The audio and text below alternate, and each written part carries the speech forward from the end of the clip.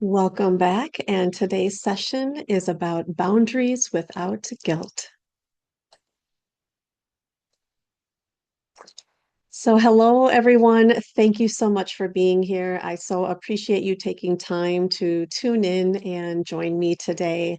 And, for those of you who have attended each one of these series, I just want to acknowledge that that is no small thing. You showing up and you taking this time for yourself. And so I want to acknowledge that and call that out. I didn't want that to go unnoticed. Well, my name is Kim, and I am a holistic life and emotional well-being coach. Welcome to those folks who have joined live or watched the replays. Welcome if this is your first time. I'm so glad that you're here. And even if you missed the first two, you have not missed anything. These can be as standalone topics as well. And I do also send out replays to everyone, so you will receive that. So don't feel like you're behind or anything like that. You are exactly where you need to be. And so, again, I'm always just grateful that you have taken this moment of pause in your day for you by showing up. You are making this, a time and your time a priority. And so that really is no small thing.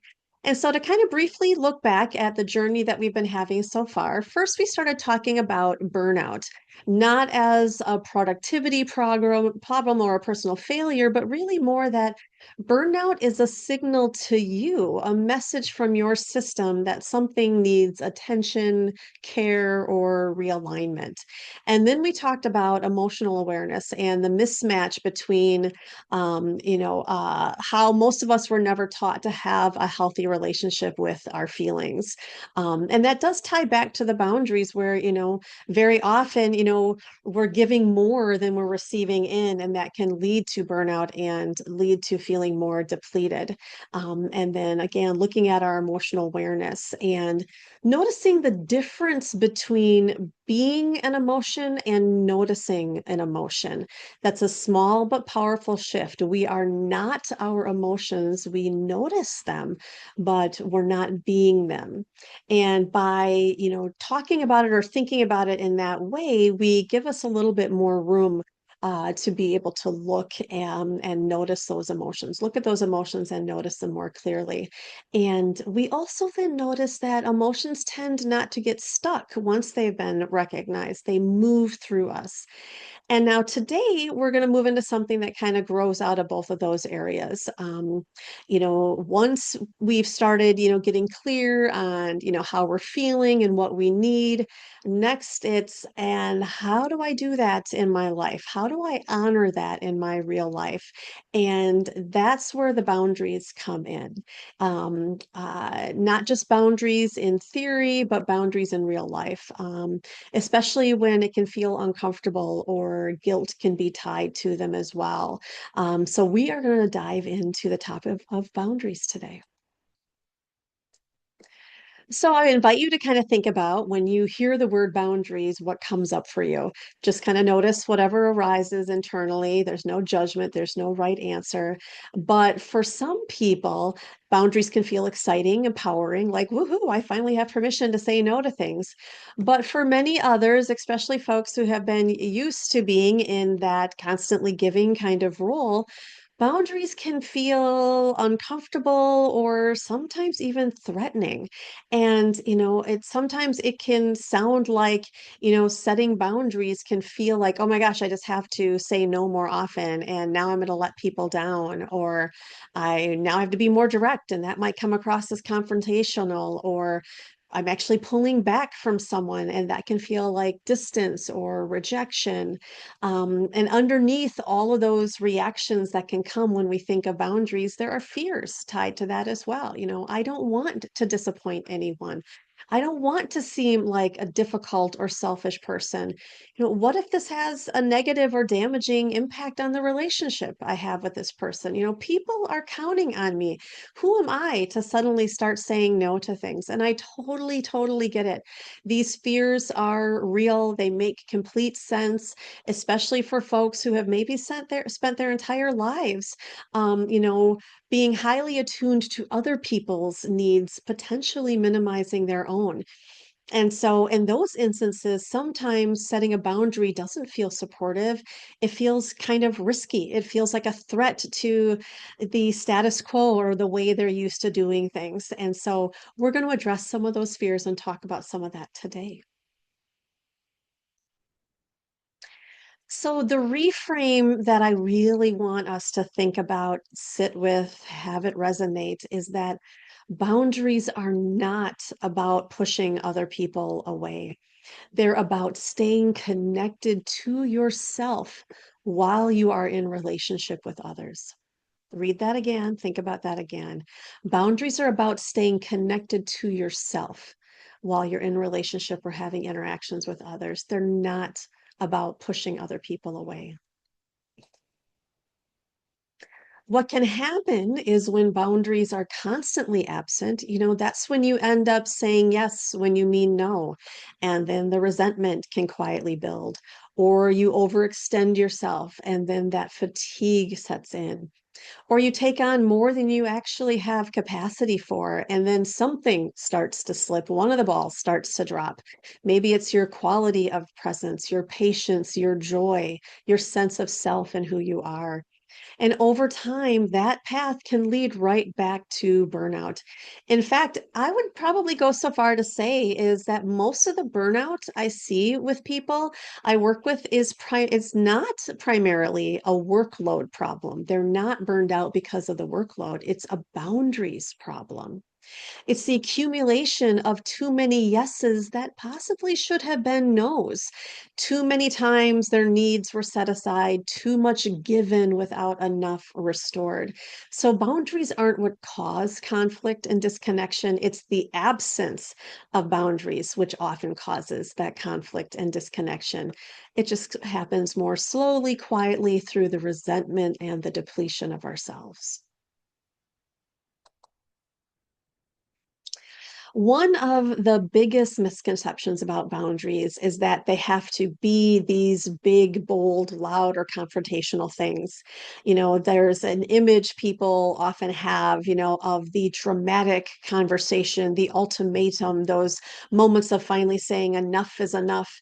And certainly, while some of those do exist, absolutely, they're usually more the exception, not the rule. Many times boundary setting happens. It's in these quiet, small, more everyday moments.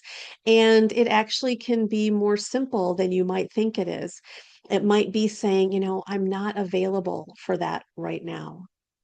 Or I need a little bit more time to think about that before I fully commit. Or I can help with this, but I have a limit of how much I can really take on. Or this doesn't work for me, but here's what could. I've often heard people say, maybe saying, I can't do that now, but check with me next time around. I'd love to do that. I hear that a lot with folks if they're being asked to volunteer for something. Maybe I can't right now, but check back with me. You're not closing the door forever. It's just saying right now doesn't work. And yes, I care about you, but I really need to be honest. This isn't working for me. This isn't a good time for me. Notice what some of these things have in common. They're clear, they're kind, compassionate, they don't over-explain, they don't apologize. You're not apologizing for your needs, and they don't require you to justify your capacity to anyone. You don't owe anyone an explanation for why you can't do something or why you don't have capacity. Saying, I'm not able to take that on right now is a complete sentence in and of itself. Now, I do want to briefly mention, though, something that doesn't always get addressed when we're talking about boundaries, and that's the role that identity plays. For many of us, being giving, helpful, available folks, it's not just something we do, it's part of who we are, and we want to feel that way, and we feel valued that way. And so, if I'm someone who's always shown up, never let anybody down, always can be counted on for anything, then putting up boundaries can sometimes feel like we're breaking a promise to others. And that's when the guilt can come in. So, I want to talk about that guilt a little bit because even when we speak the most clearly, we say it in the most kindest way we can, setting a boundary can still feel rough. And that's totally normal. Even when we know it's the right thing to do, even when the other person responds okay, we still can feel guilty about setting that boundary. And so I really want you to hear this. The guilt does not mean you're doing something wrong. It just often means you're doing something different, different from what you were taught, different from what people were used to, different from the pattern that you've been living, or different from the role that you've been playing, different from what people have come to expect of you, and even different from the story you've been telling yourself about what a good person, a good, kind person looks like. Guilt in these moments is not a signal that you made a mistake with the boundary that you set. Feeling the discomfort, even a decent amount of discomfort, it's a normal part of learning a new way of showing up and of being. It doesn't mean you should stop, it just means you're in new territory for you.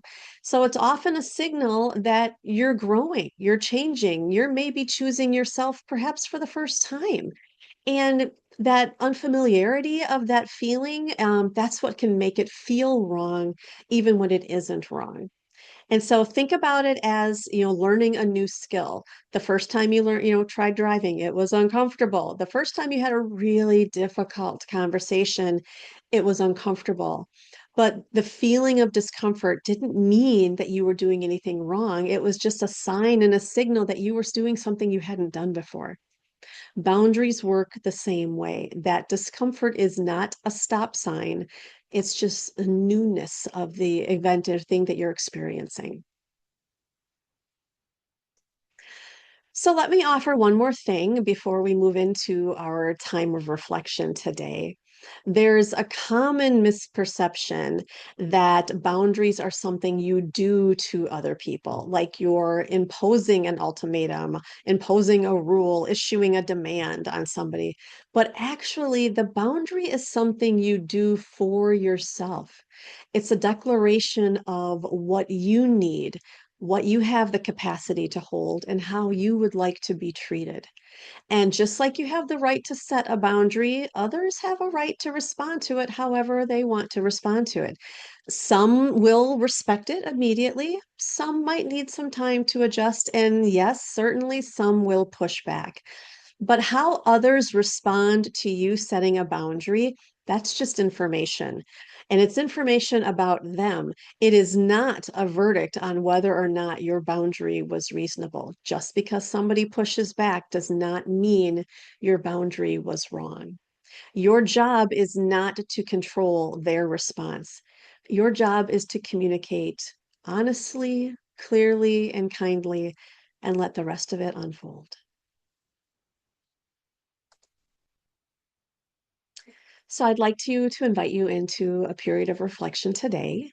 This one's going to have a few more questions than some of the previous ones, and I am going to ask you to really give yourself permission to take an honest look at some of these areas. Again, there is no judgment, there's no shame, no blame. This is noticing. This is information gathering. So, in the space that you're in, I invite you to get as comfortable as you can. You may need to kind of wiggle your body a little bit just to kind of shake out some excess energy. And if it feels comfortable, I invite you to close your eyes, or you can just kind of soften your gaze if that feels better. Start by turning your attention to your breath. Very much when we're in a busy state, we're just breathing more rapidly and in a more shallow way. So consciously take a slow breath in and a slow breath out.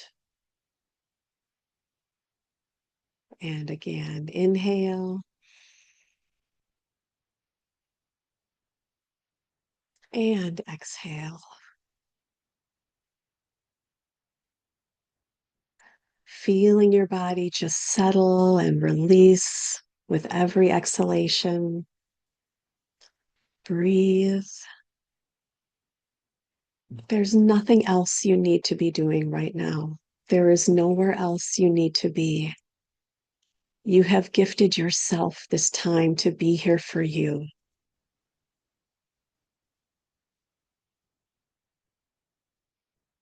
So settle into this space.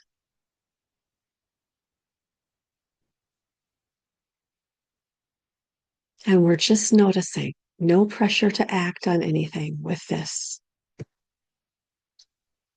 So I invite you to gently ask yourself, where in my life do I feel like I'm overgiving right now? Where are you consistently giving more than you're receiving, more than you genuinely have to give? It might be in a relationship, a job, a role, a commitment that you made a long time ago that it no longer fits with you anymore. Just let whatever comes up, just let it come up. Just noticing, where am I overgiving right now?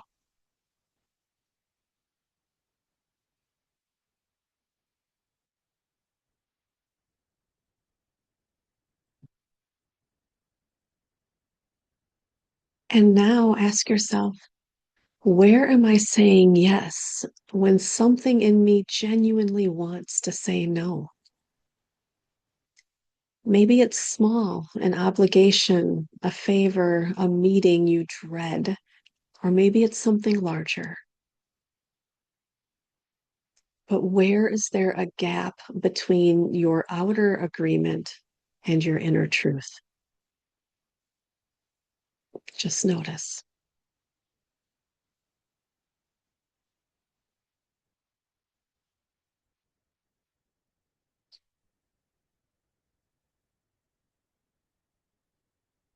And one more. Where am I holding something in that might need to be expressed? A need that's gone unspoken, a feeling that's been suppressed, something you've been hoping someone would notice, but you haven't said it out loud yet.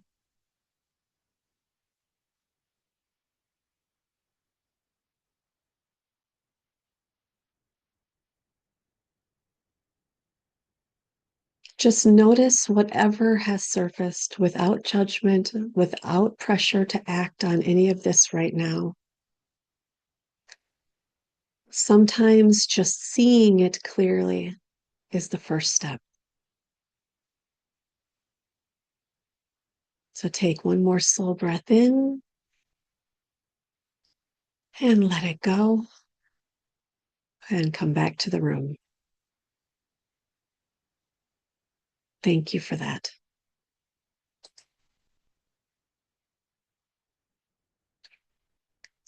So there's a practical sequence I find helpful to share with folks, especially who are new with this, because you're building the boundary muscle if this is something new. And like anything new, boundaries strengthen with practice. So we're going to start small and then we build. So don't begin with the most loaded relationship or the biggest, most complicated situation. Begin somewhere where the stakes are a bit lower. A small no, a gentle redirect, a request for more time before committing. And then notice what happens. Usually, far more often than we fear, the world actually doesn't fall apart. The relationship doesn't end. People adjust, and you realize, oh, I can actually do this. And then you're going to build from there. Each small boundary that you can successfully make and hold makes the next one that much easier. You're building a new muscle, and like any muscle, it strengthens the more you use it. And so the goal isn't to become someone who just easily says no to everything. The goal is to become someone who can say yes and no from a genuine, authentic, grounded place, rather than from a place of fear, obligation, or exhaustion.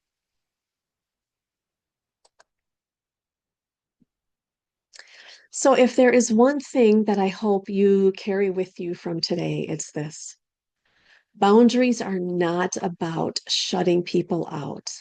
Boundaries are not what you build to keep people out. They're about honoring your energy, your capacity, and your needs so that you can show up in a more authentic and genuinely present way. If you are running yourself empty, trying to be everything to everyone, you're not actually giving people the best of you. You're giving them the leftovers, the exhausted, depleted, resentful version of you. But when you're coming from a place that's honored and restored, when you've actually said no to some things so you can say yes fully to others, the quality of your presence changes. Your relationships change. And that's the gift of boundaries. It's not distance, but depth.